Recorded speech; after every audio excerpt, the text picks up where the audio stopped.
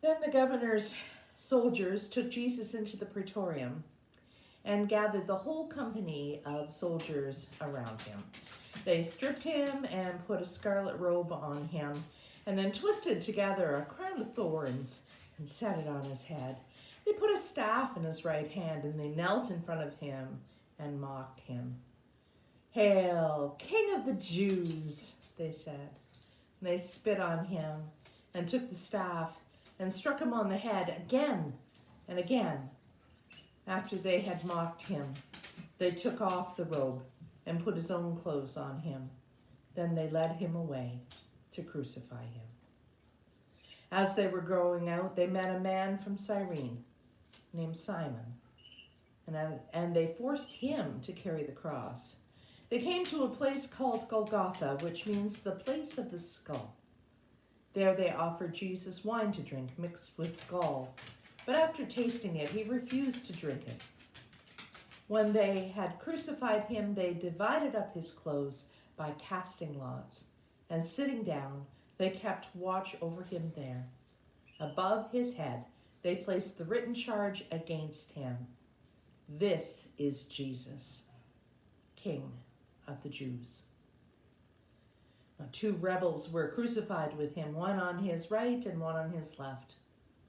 Those who passed by hurled insults at him, shaking their heads and saying, "You who were going to destroy the temple and build it in 3 days, save yourself. Come on down from that cross, if you are indeed the Son of God."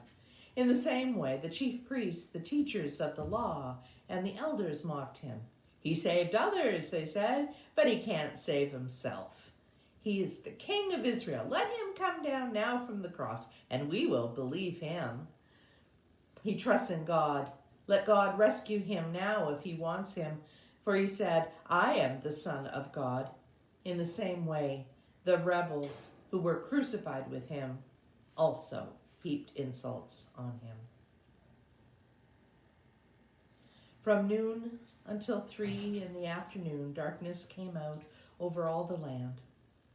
And about 3 in the afternoon, Jesus cried out in a loud voice, "Eli, Eli, lema sabachthani," which means, my God, why have you forsaken me?" When some of those standing there heard this, they said, "He's calling Elijah."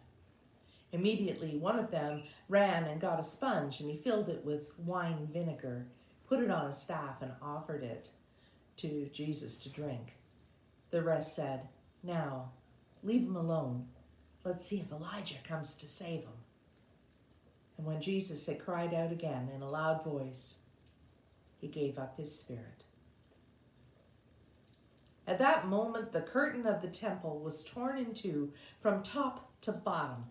The earth shook, and the rocks split, and the tombs broke open, and the bodies of many holy people who had died were raised to life. They came out of the tombs after Jesus' resurrection and went into the holy city and appeared to many people.